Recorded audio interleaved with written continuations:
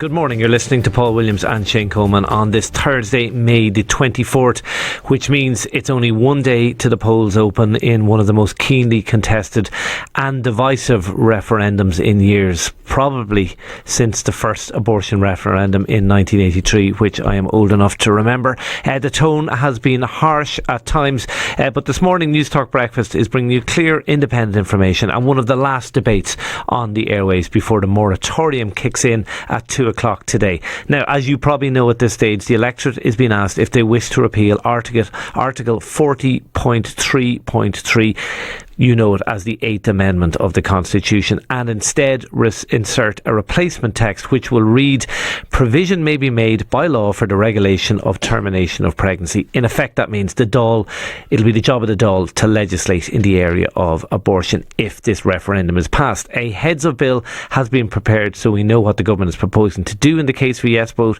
That bill allows for abortion on request up to 12 weeks. After that point, abortion will only be allowed if there's a risk of serious harm to the health of the mother. Now let's turn to our debate on this vote. Joining us in studio we have Cora Sherlock, spokesperson for the LoveBoth campaign, and Ailbhe Smyth, coordinator for the Together for Yes campaign. Now, to get started, you're both very welcome. We've asked you to prepare an opening statement of just 90 seconds and then we'll debate the various issues. Ailbhe Smyth from Together for Yes, your 90 seconds. Thank you. Well, I'm asking the people of Ireland to vote yes tomorrow on the 25th of May because I believe this is truly a once-in-a-generation opportunity for us to remove from the Constitution a clause, an amendment, which has really caused huge distress and suffering and difficulty and problems endlessly for women, which is so important, and which also has been a source of great confusion legally, as case after case has been trailed through our courts, and which is also obviously, as we've heard from gynecologists and obstetricians and doctors over the past few weeks, really a source of great uncertainty, and also they believe it constitutes a very serious risk to women's lives and health. I think that what we're voting about tomorrow, what we're really voting on, is making sure that women can get the kind of care that they need here at home in Ireland. We've been exporting, I'm sorry to use the word, but it is true. We have been exporting women. We've been saying to women now for 35 years, you have a right to an abortion, but you have to have it somewhere else. You can't have it here. You have to travel, whatever your circumstances.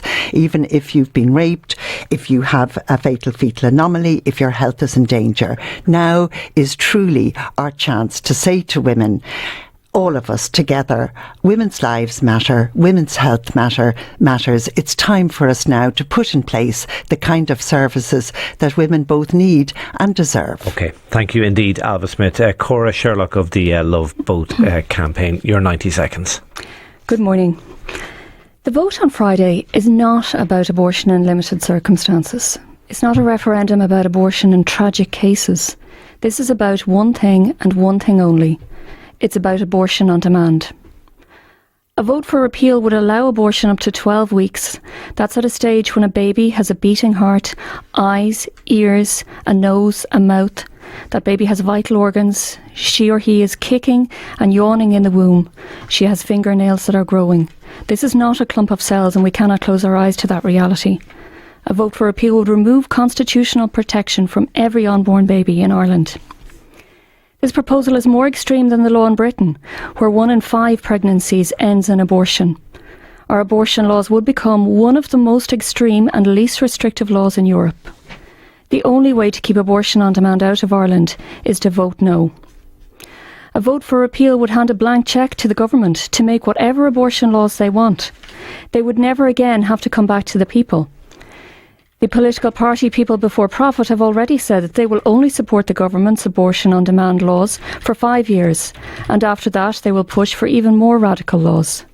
This morning we read in the newspapers that the government will try to pass a law on abortion before the end of the year if repeal passes. That means that we could have laws allowing for abortion on demand before the end of the year. Women like Mary Kenny and Emma Maloney say that Ireland's pro-life culture is the reason why they didn't have an abortion. Okay. Okay, thank you indeed for that, Cora Sherlock. Okay, let's tease out some of the issues. Ailbhe Smyth, I might start with you. A lot of people I've spoken to on this issue are deeply conflicted on this. They're hugely sympathetic in terms of the hard cases, and even the not so hard cases, if I can use that term. They are struggling though with the idea of an unrestricted access to unrestricted termination up to 12 weeks. What would you say to those people? Well, first of all, I think I would say that, I understand, as I think we all do, that this is actually a very challenging issue for people. And I think one of the most interesting things about this whole referendum campaign is that, in fact, people have been having conversations which you might say are really ethical conversations. They're conversations about ethics as well as actually what happens to women. So I think we do, all of us, understand that. But it's also true that I think one of the wonderful things that has emerged is that people's understanding and awareness of women's real experiences when they have, for example, a diagnosis of fatal fetal anomaly, or when there is the 12 weeks when there's something difficult in a woman's life, that this does mean that the kind of duress that she's under making her travel is really very difficult. And our experience on the doorsteps talking with people over the past several weeks has been that actually once you have that conversation with people, they understand that having that period in early pregnancy when you say, look, you will get the support and the help and the advice and so on that you need here in Ireland under a very carefully regulated system, that I think is something which people are understanding. They're understanding why that's important. And let me emphasise, just to pick up on something that Cora mentioned in her presentation, this is a highly regulated and indeed, in European terms, quite restrictive system that's being proposed by government at the moment. And I think that we really need to be very clear about that. That period of 12 weeks in early pregnancy, there is a waiting period, for example, of 3 days when a woman goes to see her doctor, and she must do that. This is under direct medical supervision. A woman must go to her doctor. She will have to a period. There will be. Is that something you support, or is that something that the Yes side has had to accept? No, I actually support the system as, that government is proposing. Cora Sherlock, to bring you in, let's, I suppose, again, middle ground voters, they're saying, you know what, maybe I agree with some aspects of the No campaign, but what I can't stand over is the idea of women who are raped, or women who are carrying babies that will not survive outside the womb. I can't stand over the idea of forcing those women to travel to the UK for an abortion. What do you say to those voters? Well, firstly, Shane, I think I want to talk about the 12 weeks because that's what you asked Ailbhe about. Well, I asked Ailbhe about that. I'd like to ask you about this issue, and then we can come back to the 12 weeks. Well, sure. I mean, I think that you're right. People are very conflicted about those kind of tragic cases that you're talking about. I wish, as I have said, that those cases had not been put into this discussion, because this is a discussion about abortion on demand. And I very firmly believe that a woman or a family that are told that their baby may not live for very long deserve to be given the time and space to be considered in a way and talked about in a way that doesn't involve the kind of abortion on demand that we all know this turns into. This is about one thing and one thing only, about abortion on demand. And I know that there are people out there who feel that maybe they should vote for repeal for those families. But what I would say to them is to listen to the fact that the Minister for Health has never met both sides of that discussion. He's never met families who say, we were told that our baby would not survive. People like the McBreen family from Cavan, who were told that their little girl Grace would definitely not survive. They were told, go and pick out a cemetery plot for your little girl. He's never met them to hear their side of the debate. So how can he put forward a proposal like this that is supposed to cater for those families when he's never listened to them? That's the only thing that's coming from this government, is abortion on demand. That's the only answer. And in fairness, I think that we should be looking at things like, for example, initiatives that have grown up in this country because of the failure of the government to do anything, like Hughes House. That's something that was put together by Ailbhe Smyth, who experienced that type of situation, which is a home for families whose babies are receiving treatment when they have a life-limiting condition. Okay, Ailbhe, on that point, the basic point is, and some people, middle ground voters, are saying this as well. It's too unrestrictive what's being proposed here. Well, the whole system is in fact regulated. There is a period of 12 weeks on request, followed by the possibility of abortion, the need for abortion when a woman's health is in danger. But what I want to say is that what fundamentally I think this whole referendum is about, it is actually about women's lives, women's health, and it is about women's safety. And at the moment, we know that there are risks to women's health. We know that there That's not true. We know that finish your point, and then you can come back in. Women are in great distress. I mean, when I think, when I look back over the years and I think of all of the women that I have met and talked with and been with who have had to go to Britain, often in very extremely difficult circumstances, to have the kind of care, to have the kind of support in another country, when what we should be doing is saying to women in vulnerable crisis situations, you are entitled to that care. It is about your dignity. Okay. It is about your equality. So far I've seen that Ailbhe has not been able to address the fact that this is about ending the lives of babies up to 12 weeks for any reason. When that baby is formed, nothing else is added to the baby at that stage. The baby just has to be left, looked after, and allowed to grow and allowed to have the right to life that we all enjoyed. But I want to pick up, Ailbhe, on a couple of things. Firstly, very briefly, the idea that this is regulated. Regulated is not the same as restrictive. This is not restrictive. It is more extreme than the law in the UK. In Britain, there is no provision for abortion for any reason. In Britain, 1 in 5 pregnancies ends in abortion. There are 200,000 abortions every year. 90% of babies diagnosed with Down syndrome end in abortions. I know that people out there, from what I'm meeting people on the doorstep, Shane, they're saying we are fearful of becoming like Britain, and they're right, because that is what has happened. The European average is 1 in 5 pregnancies. But can I just say, there's a lot of scaremongering from the other side, Shane, particularly around the area of women's health and safety of women. I am a woman, and if I felt that women in Ireland were at any risk, then I would not be involved. I've listened to the reassurance from doctors, which I do want to talk about. Let's go to the point about what's happening in the UK. And the argument, just let me put the question to you first, Ailbhe. The argument is, in the UK, 97% of abortions take place on the grounds of the mental health of a mother. And this issue beyond 12 weeks. People are concerned. Yeah, the government are saying that this will be strictly regulated, but that's what people were told in Britain in 1967. Our legislation is not like the British legislation. It is very certainly similar. in line, and it's on the conservative end, by the way, contrary to what Cora said. It's on the conservative end of European, broad-based European legislation on abortion. So it is a very different kettle of fish. And let me point out something that we have pointed out throughout this debate, that Ireland is not the UK. Although the interesting thing is that we don't have a problem. We don't have a problem constitutionally, because women have a guaranteed right to travel for an abortion to Britain. We don't have a problem in really abandoning women here and actually sending them to Britain for abortions. I do have a problem with that. We are not that. We are Ireland. And I want to say very directly to Cora and to others who oppose repeal of the 8th Amendment, what would you do? What would you do when a woman who is pregnant as a result of rape would like to terminate that pregnancy? What would you do about that? What do you propose to do realistically about women and couples who have had a fatal fetus? What would you do about a woman whose health is in danger? Okay, Cora. They have absolutely you've no asked the question. Let Cora answer.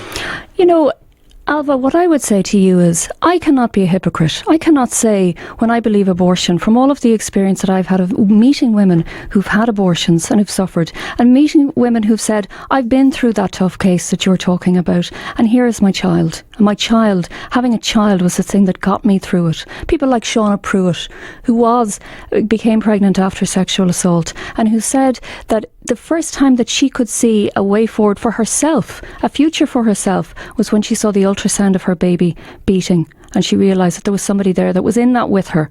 We can't discount those women, Ailbhe. And I want to know how you feel about women like Emma Beck.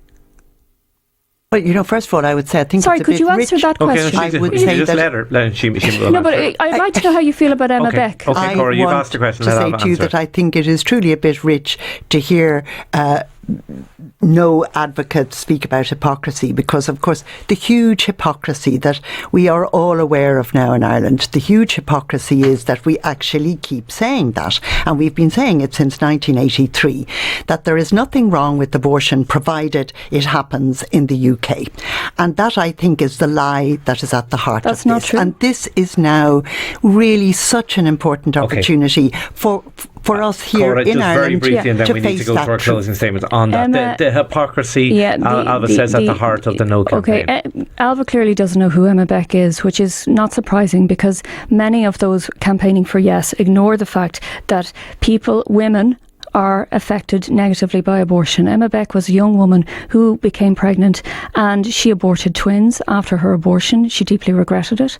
She specified in her suicide note, because she ended her own life afterwards, and she said, I see now that I would have been a good mother. I want to be with my babies. Okay, they we're not going to speculate on hold on. The coroner in her case said that it was clear that abortion would have a serious effect on women. We are not going to speculate on why a woman took her own life here influenced on this or shown in any way by the Yes campaign. They talk about trusting women, Shane, but they ignore the fact that women should be told what happens to their baby during an abortion. You didn't answer the question, about the hypocrisy, as Ailbhe put it. Sure. I mean, there is no hypocrisy here. I don't agree with abortion. I believe abortion ends the life, but I wish that we had had these kind of discussions in the Oireachtas Committee, talking about how we could encourage women and find the supports for them to keep their babies. Unfortunately, we do have to move to our closing statements. Ailbhe Smyth, you have 60 seconds to make your pitch, I suppose, to the Irish people. Well, I think we've heard many discussions and arguments over the past several weeks. And I do hope that the voters, the people of Ireland, have been, able to understand just how important it is for us to repeal the Eighth Amendment, because, it really matters. It really matters to women. I'm thinking of the women getting up this morning, maybe at 6 o'clock, to go on a Ryanair flight to have an abortion in England, which, quite honestly, should be happening here. They should be just embraced by us here and looked after and taken care of and given all the support that they need here in this country. And it makes me weep when I think about it. And I've been doing, working on this issue now since 1983, since before 1983. And I just think it has come to the time when we need that honesty and that truth for ourselves, for women, for men and women in this country, for the kind of country we live in and the kind of country that we want to raise our kids. And for me, that I want to see my grandchildren, my little granddaughter, being safe and healthy and well and respected. Okay, Cora Sherlock, your 60 seconds. Tomorrow's vote is about abortion on demand. A vote for repeal would introduce abortion on demand. We know what the government and other parties want to do. They want to increase it even further. The only way to stop that is to vote no. There is no need to be afraid from the scaremongering that has come from the Yes campaign. Leading doctors in Ireland have said that this vote is not about, and it has never been about, maternal health care. It is about ending the life of a perfectly healthy growing baby in a perfectly healthy pregnant woman. Do not be afraid of that. Another doctor said the medical needs of the mother do not require removal of the Eighth Amendment. Hold on to that, because the facts are that Ireland is a world leader when it comes to protecting women in pregnancy. When it comes to looking after women and figuring out how they can continue with their pregnancy, that's what we should be doing. This presents two visions to us, a vision of abortion on demand or a vision where we continue as the life-saving country that we are. If we vote for repeal tomorrow, we will have more abortions, we will lose more babies, we will have more women who are suffering. Vote no to abortion on demand and insist that the government does something better for women and babies and men in Ireland. Vote no. Okay, you have heard the arguments. We are now, about 5.5 hours away from the moratorium. It's a hugely complex issue. It's a hugely important issue. It is down to you, the voters, now from tomorrow morning. My thanks to Cora Sherlock from the LoveBoth campaign, and to Ailbhe Smyth, coordinator of the Together for Yes campaign.